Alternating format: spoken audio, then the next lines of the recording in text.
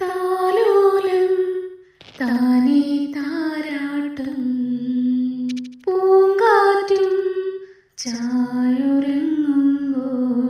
ഞാനീ തേടും ഈണം പോലും കണ്ണീരോടെ ആരേരാരോ പൂങ്കൂരും നീയോ പൊന്മണി ആനന്ദം നീ മാത്രം കാലോലം താനേ താരാട്ടും പൂങ്കാറ്റും ചായുറങ്ങുമ്പോൾ. നമസ്കാരം. ഗാനം ഗാനാമൃതത്തിലേക്ക് എല്ലാവർക്കും സ്വാഗതം.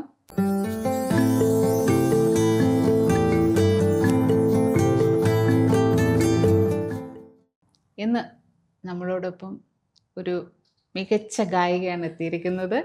നമുക്ക് ഈ പ്രോഗ്രാമിലേക്ക് സ്വാഗതം ചെയ്യാം. Pushpa, welcome to the show. Thank you Preetha ചേച്ചി. ഒരുപാട് സന്തോഷം ഈ ഒരു ഷോയിലേക്ക് വിളിച്ചതിൽ. പ്രീത ചേച്ചിയെ വർഷങ്ങളായിട്ട് അറിയാമെങ്കിലും ഞാൻ ഇതിന്റെ എപ്പിസോഡ്സും നേരത്തെ കണ്ടിരുന്നു. വളരെ എങ്ങനെയുണ്ട്? ഇഷ്ടമായി. ഞാൻ എല്ലാ എപ്പിസോഡ്സും പോയി നോക്കിയിരുന്നു. കുറച്ച് നമുക്ക് മനസ്സ് തുറന്ന് ഇഷ്ടപ്പെട്ട പാട്ടുകൾ പാടാം, സംസാരിക്കാം. അതെ, നമുക്ക് ഇതിലെന്ന് പറഞ്ഞു കഴിഞ്ഞാൽ പാട്ടും നമ്മുടെ വിശേഷങ്ങളും ഒക്കെ നമുക്ക് ഒന്ന് നമ്മൾ വെറുതെ ഇങ്ങനെ സംസാരിക്കുന്ന പോലെ, അല്ലാതെ ഒരു ഭയങ്കര ഒരു ഇന്റർവ്യൂ ആയിട്ടോ അങ്ങനെയൊന്നും അല്ല കേട്ടോ. എനിക്കും അങ്ങനെ വലിയ എക്സ്പീരിയൻസ് ഒന്നും ഇല്ലാത്തതാണ്. പക്ഷെ എന്നാലും നമ്മൾ അവർ ഇന്ററാക്ട് ചെയ്യുമ്പോൾ നമുക്ക് കുറച്ചൊരു നമ്മുടെ കാര്യങ്ങള് നമ്മുടെ പ്രേക്ഷകർക്ക് അറിയാൻ പറ്റും. ഇപ്പൊ പുഷ്പയെ ഇവിടെ എല്ലാവർക്കും അറിയാം. പുഷ്പയുടെ പാട്ടുകൾ ഒത്തിരി കേട്ടിട്ടുണ്ട്. ഞാൻ ഒരുപാട് സ്റ്റേജിൽ കേട്ടിട്ടുണ്ട്. ഭയങ്കര ഇഷ്ടമാണ് പുഷ്പയുടെ പാട്ടൊക്കെ. അപ്പോൾ എന്തായാലും എത്രയും ഞാൻ പറഞ്ഞല്ലോ ഒരു മികച്ച ഗായിക എന്ന് പറഞ്ഞപ്പോൾ നമുക്ക് ആദ്യം തന്നെ പുഷ്പയുടെ ഒരു പാട്ടിൽ നിന്ന് തന്നെ തുടങ്ങാം. ഓക്കെ, ഞാൻ ദക്ഷിണാമൂർത്തി സ്വാമികളുടെ ഒരു 4 വരി പാടാം. വരുമല്ലോ രാവിൽ പ്രിയതമൻ സഖി, വരുമല്ലോ രാവിൽ പ്രിയതമൻ, വരുമരുകിൽ ദാഹമായി മനസ്സിൻ്റെ മധുരിതമണിയറ മലരമ്പനെ മാടി വിളിക്കും.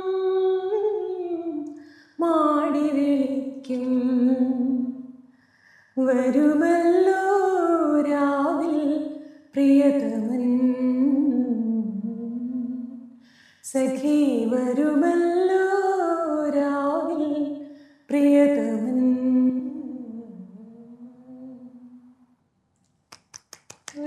നന്നായിട്ടുണ്ട് പുഷ്പ.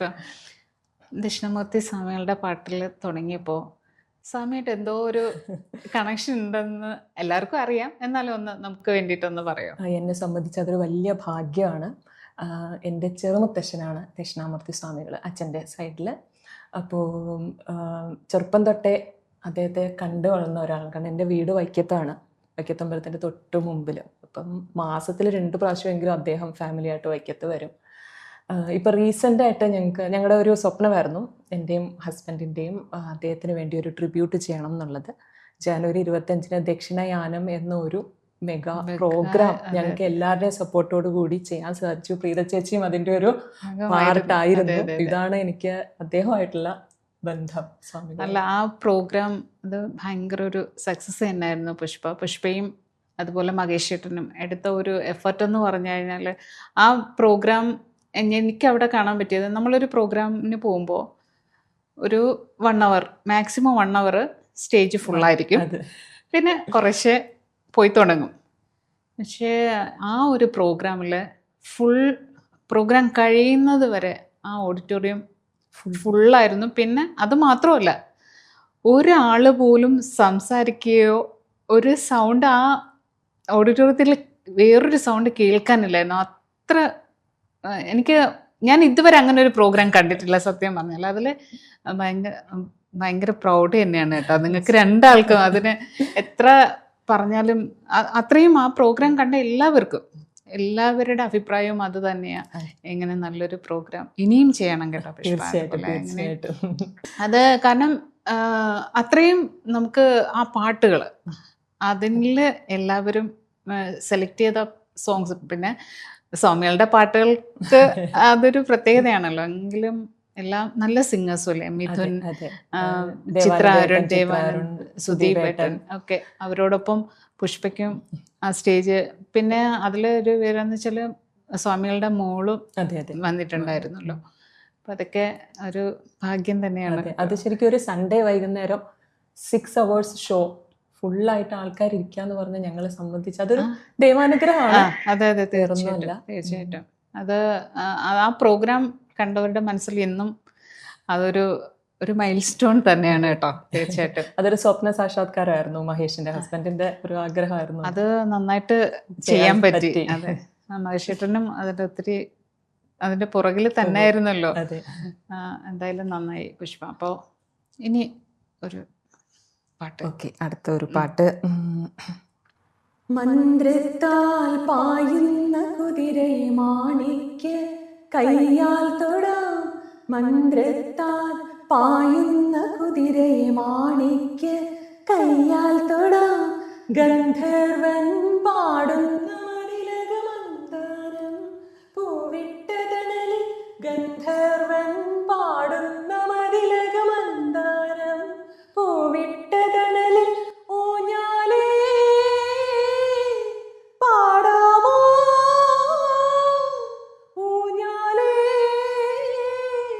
പാടാമോ. മാനത്ത് മാമന്റെ തളികൾ മാമുണ്ണാൻ പോകാമോ നമുക്കിനി. തുമ്പീവ തുമ്പക്കുടത്തിൽ തുഞ്ചത്തായൂഞ്ഞാലിടാം. ആകാശ പൊന്നാലി നിലകളെ ആയത്തിൽ തൊട്ടേവരാ. തുമ്പീവ തുമ്പക്കുടത്തിൽ തുഞ്ചത്തായൂഞ്ഞാലിടാം. അതില് ജാനകിയമ്മയുടെ ലാല ആണ് അതിന്റെ ഒരു ഹൈലൈറ്റ്. അത് വല്ലാത്തൊരു ഇതാണ്. പക്ഷെ അത് പാടി ഫലിപ്പിക്കാന്ന് പറഞ്ഞാൽ കുറച്ച് ബുദ്ധിമുട്ടല്ലേ, അല്ലെങ്കിൽ അത് പറ്റുമോ? മോളിലത്തെ അല്ലേ? ആ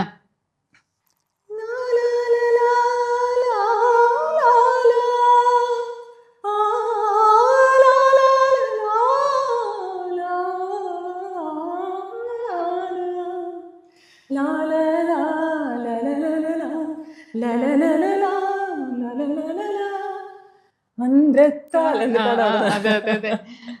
അതാണ് ആ പാട്ടിന്റെ ഒരു ബ്യൂട്ടി. അതെ. അപ്പോ പുഷ്പ ഇവിടെ എവിടെയാ താമസിക്കുന്നത്? ഞാൻ താമസിക്കുന്ന അൽനാദ ഷാർജയിലാണ്. വർക്ക് ചെയ്യുന്നത് ടീച്ചറായിട്ടാണ്, സയൻസ് ടീച്ചറാണ്, ജെയിംസ് മില്ലേനിയം ഷാർജയിൽ. പിന്നെ ഒരു മോനുണ്ട് മഹേഷ്, ഫുഡ് ഇൻഡസ്ട്രിയിൽ ഫിനാൻസ് ഹെഡാണ് ഒരു കമ്പനിയിൽ. മോൻ ഇപ്പൊ 10th കയറിയിരിക്കുന്നു. പക്ഷെ അതുപോലെ മോന്റെ കാര്യം പറയണം. മോൻ സ്വാമികളുടെ ഒരു വേഷത്തിൽ വന്നപ്പോൾ ശരിക്കും പിന്നെ എന്തായാലും ആ കുടുംബത്തിലെ ഒരു അംഗമാണല്ലോ. ശരിക്കും അത് ആ പിക്ചറൊക്കെ കാണുമ്പോഴേക്കും ഭയങ്കര ഒരു സിമിലാരിറ്റി ഉണ്ട് കേട്ടോ. അത് അവനെ കൊണ്ട് ഞങ്ങൾ അദ്ദേഹത്തിന്റെ ആ ഒരു രൂപവും ഭാവവും കിട്ടണം എന്നുണ്ടെങ്കിൽ മെലിഞ്ഞ ശരീരം അതൊക്കെ നോക്കിയപ്പോ പെട്ടെന്ന് തോന്നിയതാണ്.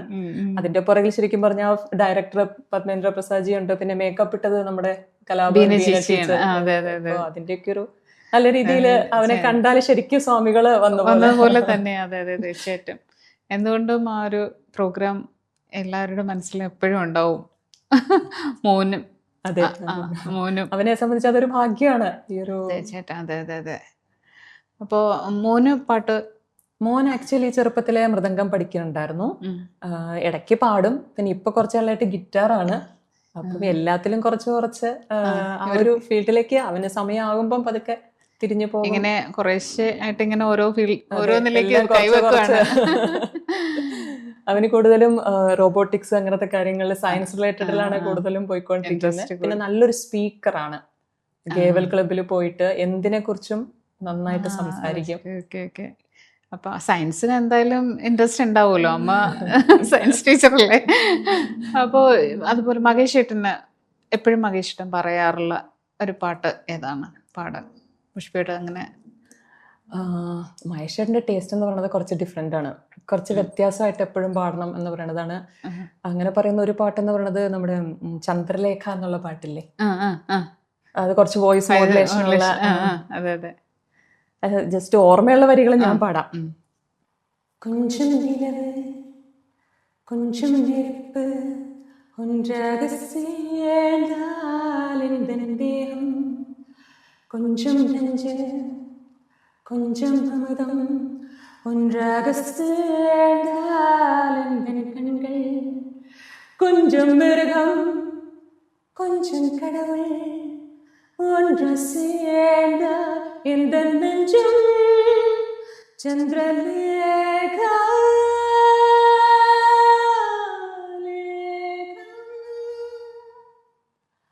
ചന്ദ്രലേഖ.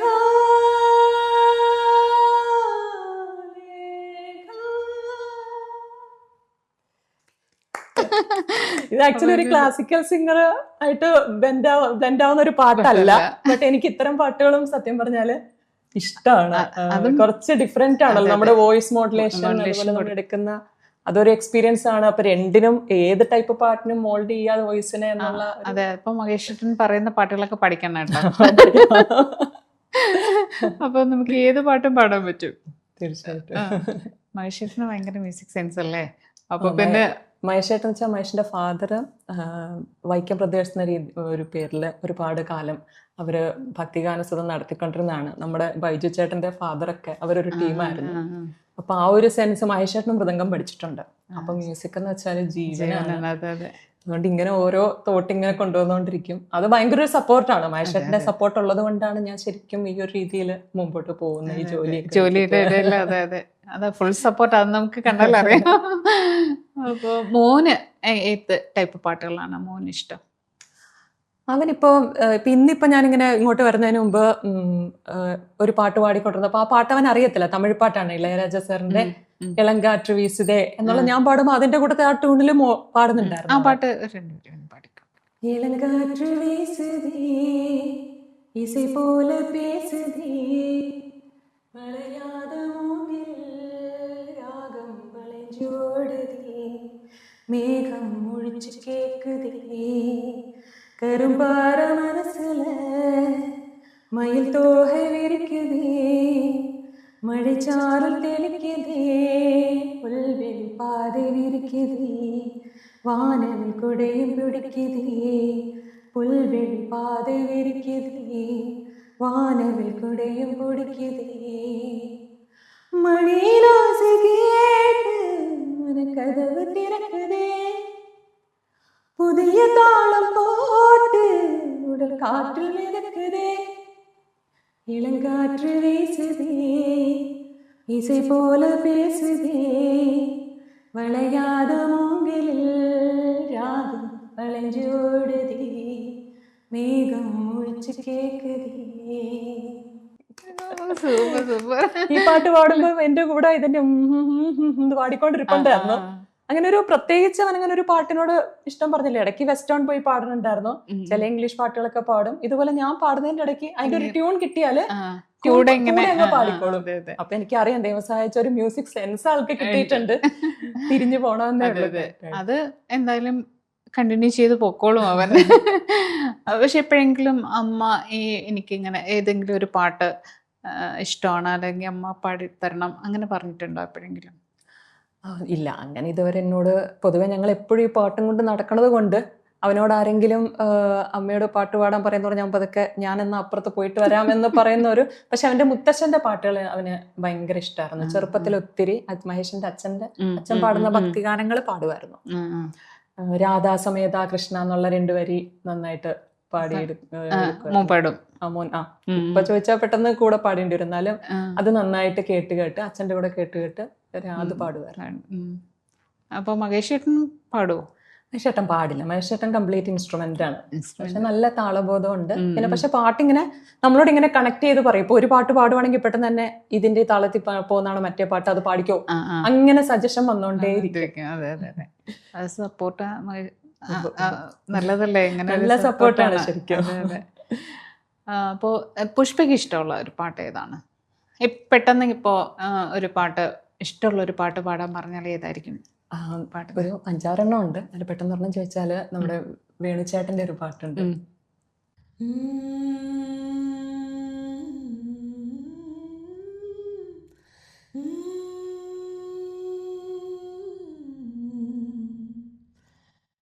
ചന്ദനമണിവാതിൽ പാതിചാരി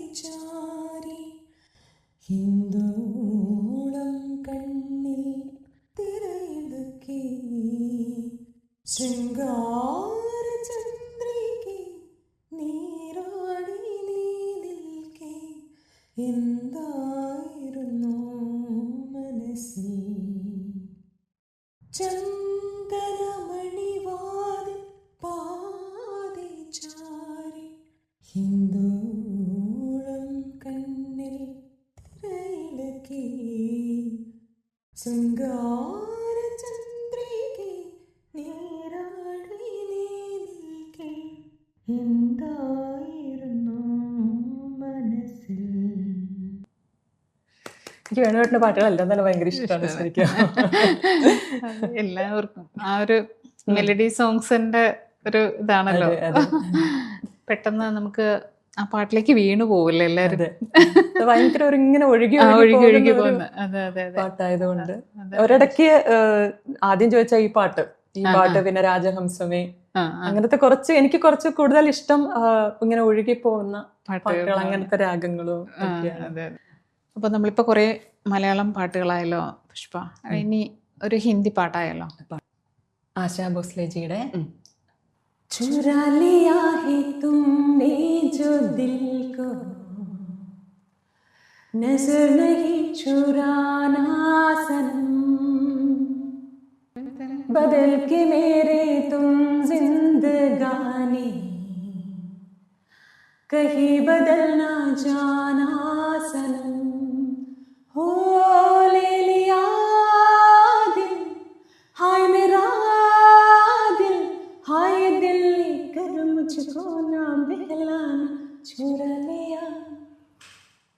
चुरा लिया है तुमने जो दिल को, नजर नहीं चुराना सनम.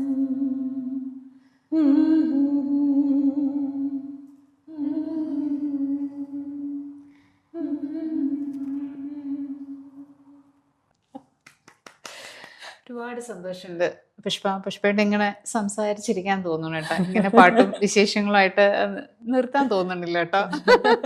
ചേച്ചിയെ സംസാരിക്കുന്ന ചേച്ചി അത് കണക്ട് ചെയ്ത് കൊണ്ടുപോവാണ്. അതുകൊണ്ടാണ് അത് ആ ഒരു ഫ്ലോയില് അങ്ങ് പോകുന്നത്. ഒത്തിരി സന്തോഷം നമ്മുടെ ഈ പ്രോഗ്രാമിൽ വന്നതിനും. പക്ഷെ ഞാൻ ഇന്ന് ജസ്റ്റ് ഒന്ന് വിളിച്ചപ്പോൾ തന്നെ പുഷ്പ വളരെ തിരക്കായിരുന്നു, എന്നിട്ടും ഇതിനു വേണ്ടിയിട്ട് സമയം കണ്ടെത്തി ഓടിയെത്തിയില്ല. ഒരുപാട് സന്തോഷമുണ്ട്. അല്ല, ഒരാള് നമ്മളെ വിളിക്കുമ്പം ദാറ്റ്സ് എ റെസ്പെക്ട് അല്ലേ? ആ ഒരു റെസ്പെക്ട് നമ്മൾ തിരിച്ചു കൊടുക്കണം. അപ്പം ഞങ്ങളുടെ രണ്ടുപേരുടെ ലൈഫ് സ്റ്റൈൽ അങ്ങനെയാണ്. ഇപ്പം എത്ര അത് ചെറുതോ വലുതോ എന്നുള്ള പ്രോഗ്രാം ഞങ്ങൾ നോക്കാറില്ല. നമ്മൾ ഒരാൾ സ്നേഹത്തോടെ വിളിക്കുമ്പം അവിടേക്കൊന്ന് പോവുക, നമ്മളെ കൊണ്ട് ചെയ്യാൻ പറ്റുന്നത് ചെയ്യുക, അതൊക്കെയല്ലേ ഉള്ളൂ നമുക്ക് ലൈഫിൽ കൊണ്ടു നടക്കാൻ പറ്റുന്ന കാര്യങ്ങൾ. അപ്പം താങ്ക് യു സോ മച്ച്. കാരണം ഇന്ന് രാവിലെയാണ് ചേച്ചി വിളിച്ചത്. എന്നെ സംബന്ധിച്ച് ഞാനിത് എങ്ങനെ മാനേജ് ചെയ്യുന്നൊരു ടെൻഷൻ എനിക്ക് ഉണ്ടായിരുന്നു. എന്നാലും ചേച്ചിയല്ലേ വിളിക്കുന്നത്. അപ്പം നമുക്ക് അങ്ങനെ ഒരു ആവശ്യമില്ലല്ലോ. നമ്മുടെ ഈ പ്രോഗ്രാമിന്റെ ഒരു സ്പെഷ്യാലിറ്റി അത് തന്നെയാണ് പുഷ്പ. നമ്മൾ ഇതിലെ ഒരു ഫോർമാലിറ്റീസും ഇല്ല. നമ്മള് നാച്ചുറലായിട്ട് നമ്മൾ സംസാരിക്കുന്ന പോലെ സംസാരിക്കുന്നു, നമ്മുടെ വിശേഷങ്ങൾ പറയുന്നു, നമുക്ക് ഇഷ്ടപ്പെട്ട പാട്ടുകൾ പാടുന്നു. ഇനിയും കാണാൻ സാധിക്കട്ടെ. ഈ പ്രോഗ്രാം നല്ല രീതിയിൽ മുമ്പോട്ട് പോകാൻ സാധിക്കട്ടെ. അമ്മ ടിവിക്ക് എല്ലാവിധ ആശംസകളും നേരുന്നു. ഒരുപാട് സന്തോഷം. അപ്പോൾ വീണ്ടും അടുത്തൊരു അതിഥിയുമായി ഞങ്ങൾ എത്തുന്നതായിരിക്കും. നന്ദി.